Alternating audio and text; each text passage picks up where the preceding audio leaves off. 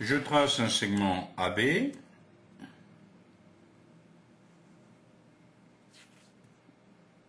A, B. A et B sont les extrémités de ce segment. Je mesure sa longueur. J'obtiens 4 cm. On écrit AB égale 4 cm. AB sans crochet, sans parenthèse, signifie la longueur AB, la distance de AB est égale à 4 cm. Si je voulais faire un segment de même longueur, je pourrais très bien commencer par mettre ici une extrémité, par exemple C, et pour placer D, le meilleur instrument, c'est le compas. Le compas va me permettre de reporter la longueur ici, AB. Je la reporte, j'obtiens le point D. Qu'est-ce que je peux dire de la longueur CD et de la longueur AB? Elles sont égales. AB égale CD. Pour bien le montrer, je peux coder mes segments en utilisant ce genre de petits signes, par exemple, qui montrent bien que ici les deux distances sont les mêmes.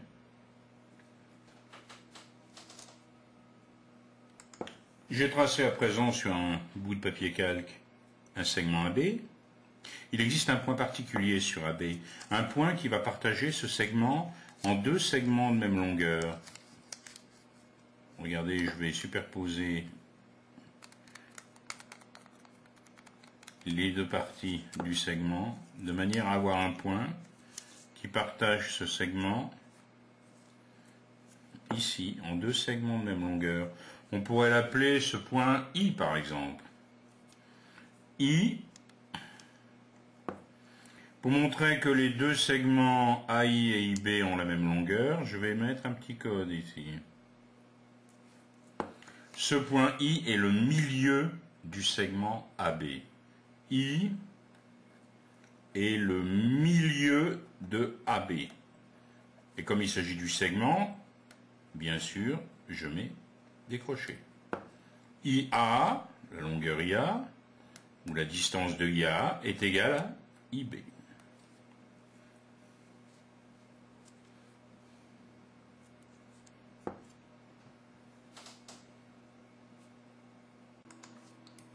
Prolongeons à présent la pliure que nous avons obtenue en trouvant le milieu du segment.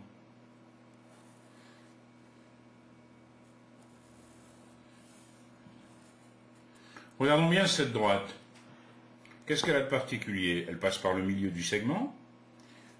Et si je regarde bien, avec mon équerre, je m'aperçois que cette droite est perpendiculaire au segment.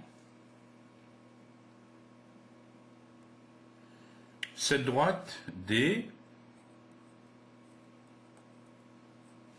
s'appelle la médiatrice du segment AB. C'est la médiatrice du segment AB, c'est la droite qui passe par le milieu du segment et qui est perpendiculaire à ce segment. Regardez bien, j'ai placé deux points C et D, ici sur la médiatrice de AB. Occupons-nous d'abord du point C, regardez bien ici. On a le sentiment que la distance entre CA est la même que celle entre C et B. Pour le vérifier, bien sûr, le meilleur instrument, c'est notre compas. On a ici la distance CB. Si je la reporte ici, est-ce que c'est la même distance? Exact. CA est égal à CB. Si je prends le point D, est-ce que c'est également vrai? J'ai la distance DB égale à la distance DA. Qu'est-ce qu'on peut dire?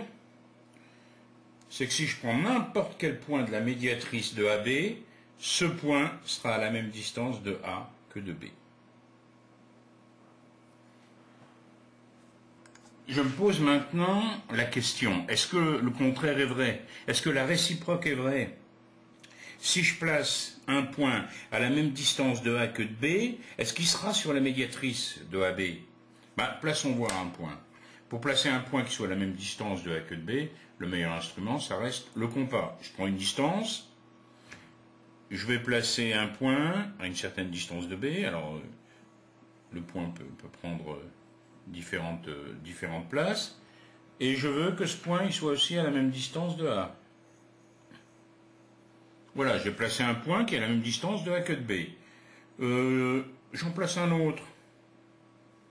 Ici, par exemple.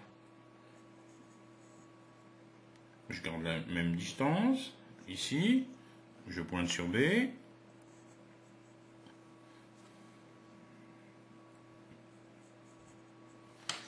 Nous allons essayer de vérifier que ces deux points sont bien sur la médiatrice. Pour tracer la médiatrice, je vais d'abord tracer le segment AB. Je trace le segment AB. Je place le milieu. I. On l'appelle souvent I. Et je regarde maintenant si la médiatrice, que je trace en utilisant bien sûr l'équerre, puisqu'on sait que la médiatrice, elle passe par I et qu'elle est perpendiculaire au segment AB. La voici.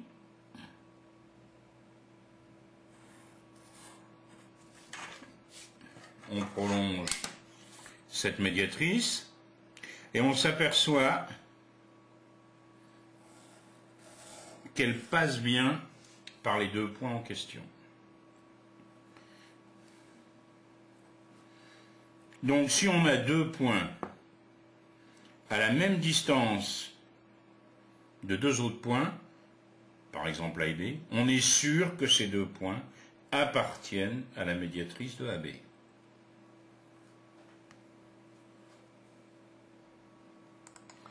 Donc quand je veux construire la médiatrice d'un segment, il me suffit de placer deux points qui soient à la même distance des extrémités du segment et à tracer la médiatrice. Exemple, ici, je trace un segment quelconque, que je pourrais appeler par exemple EF. Si je veux tracer la médiatrice de EF, je prends mon compas,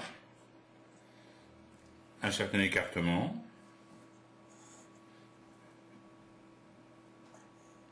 un écartement quelconque en fait. Bon, je pourrais tracer les deux points du même côté. En général, quand il y a la place, on préfère aller de l'autre côté du segment. Et puis, il nous reste à tracer tout simplement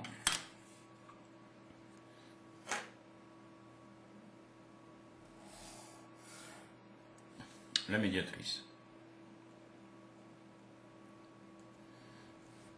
Pourquoi cela peut être drôlement utile de savoir construire une médiatrice? Supposons que j'ai un segment ici et que je veuille connaître exactement l'emplacement du milieu. Le problème, c'est que si je mesure, ici ça tombe pas, je suis autour de 3,6, 3,7.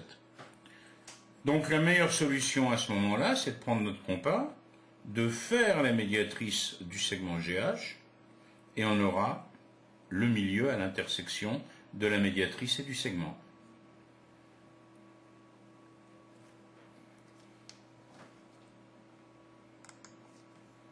O est le milieu de GH.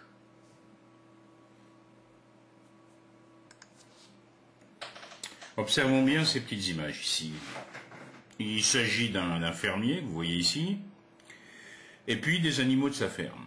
La consigne est la suivante: comment je pourrais disposer les animaux de la ferme pour qu'ils soient tous à la même distance du fermier? Bon, on pourrait imaginer faire une rangée avec nos animaux. On aurait le fermier un peu plus bas ici. Et puis... oui, mais ça n'a pas l'air d'aller, parce que si je regarde cet âne ici, quand je vais prendre un compas, C'est drôlement pratique pour comparer les distances. Ici, cet âne, il est à cette distance. Si je prends la vache qui est devant, elle est à une distance beaucoup plus réduite. Donc ça marche pas. Même si je mettais une rangée de cette façon, puis une autre en dessous, en fait, non, ça n'arrange pas les choses, parce que le problème reste le même. Hein. Ici, cet âne, il est plus éloigné que ici cette vache, ou que cet âne-là. Comment faire? Si on partait de l'utilisation du compas, je vais prendre par exemple une distance que je ne vais plus changer. Puis je vais essayer de placer tous les animaux à la distance en question. Tiens, je prends l'âne là, je le place ici. L'âne suivant, je le place à la même distance à peu près. Ici, de la même façon ici, oui. Si je prends cet âne, je vais le placer à peu près à la même distance. Je m'aperçois finalement que tous les animaux, je suis obligé de les placer en cercle, en fait. Ce que je suis en train de former, c'est un cercle. Donc, si on réfléchit à ce que c'est qu'un cercle, pour avoir un cercle, il faut avoir des points, tous situés à la même distance d'un autre point. Hein, si on oublie nos animaux, si on oublie notre fermier, qu'on les remplace par des points. Essayons. J'enlève mes figurines et je remplace le fermier de tout à l'heure par un point haut. Le voici, ce point haut. Alors à la place de placer des animaux, je vais bien sûr placer des points. Des points qui vont être à la même distance de haut. Je vais choisir une distance, par exemple, 4 cm. Donc je prends avec mon compas 4 cm. Les voici. Et je vais reporter cette distance à partir de haut. Donc j'aurai un point là, un point là, un point là. Si je veux tracer tous les points, à la place de soulever mon compas à chaque fois pour reporter la distance, je vais tracer une ligne. Et tous les points de cette ligne sont situés à 4 cm de haut. Ce sont même les seuls points situés à 4 cm de haut. Je viens de tracer un cercle. Ce cercle, il a pour centre le point haut, c'était le fermier de tout à l'heure, et il a pour rayon 4 cm. C'est la distance qu'on a entre un point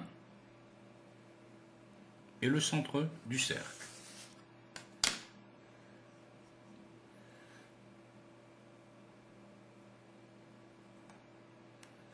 Alors attention, on peut dire que le rayon est de 4 cm, mais on peut aussi dire que le segment OA est un rayon. OA est un rayon du cercle.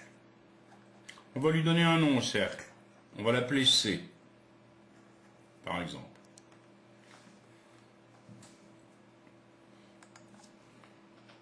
Quand on place 2 points sur le cercle, par exemple C et D, et qu'on trace le segment qui joint ces 2 points, on obtient ce qu'on appelle une corde du cercle.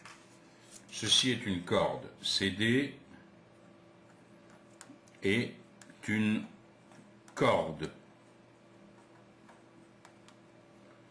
Il y a une corde un peu particulière. Si vous prenez 2 points ici, placés de cette façon,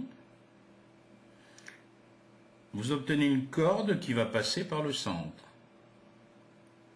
Cette corde ici, c'est combien de fois le rayon à votre avis? c'est 2 fois le rayon. Cette corde s'appelle un diamètre. EF est un diamètre de C.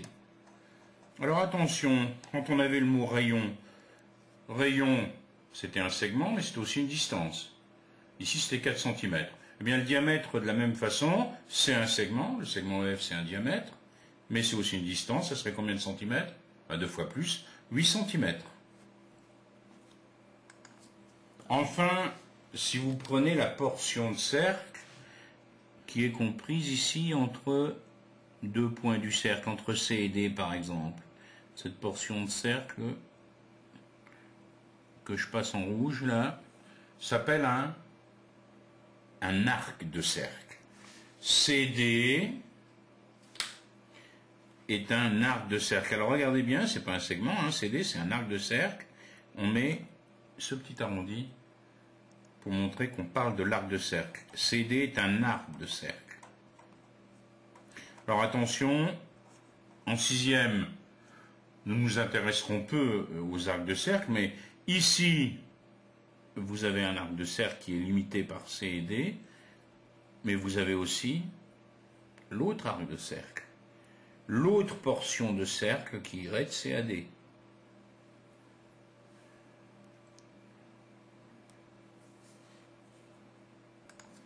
Ce grand arc de cercle s'appelle CD. Pour le distinguer de l'autre, on met l'arrondi comme ceci.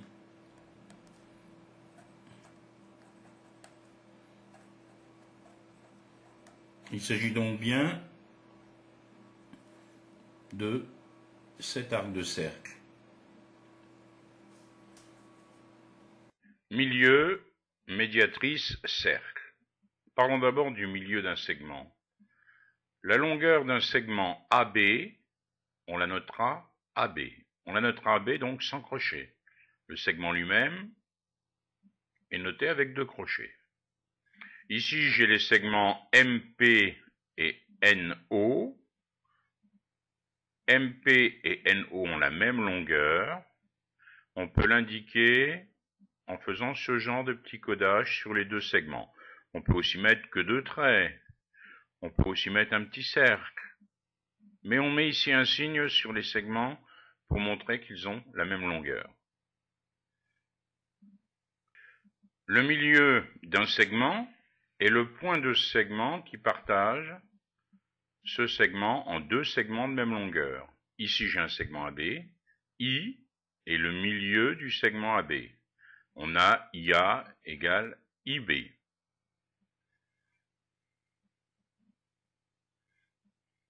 La médiatrice d'un segment, c'est la droite perpendiculaire à ce segment qui passe par le milieu du segment. Ici, D est la médiatrice du segment AB. Elle passe par le milieu de AB et elle est perpendiculaire à AB. Alors, une propriété importante, si un point est sur la médiatrice d'un segment, alors forcément il a la même distance des extrémités de ce segment. Ici, prenons P et M, ils sont tous les deux sur la médiatrice D de AB. On a donc PA égale PB et MA égale MB. Maintenant, réciproquement, si on a un point qui est situé à la même distance des extrémités d'un segment, alors forcément, ce point-là, il appartient à la médiatrice de ce segment. C'est la deuxième propriété. Regardez par exemple ce triangle ABC qui est isocèle en C. Les deux côtés AC et CB sont de même longueur. C est donc à la même distance de A que de B. Donc forcément, C se trouve sur la médiatrice de AB. Un cercle est formé de tous les points situés à la même distance d'un point appelé centre. Ici, j'ai un cercle de centre O de rayon 3 cm. Il est constitué de tous les points situés à 3 cm de haut. OA, le segment OA, est un rayon du cercle. Donc attention, la longueur, on l'appelle aussi le rayon, mais ce segment est aussi appelé un rayon.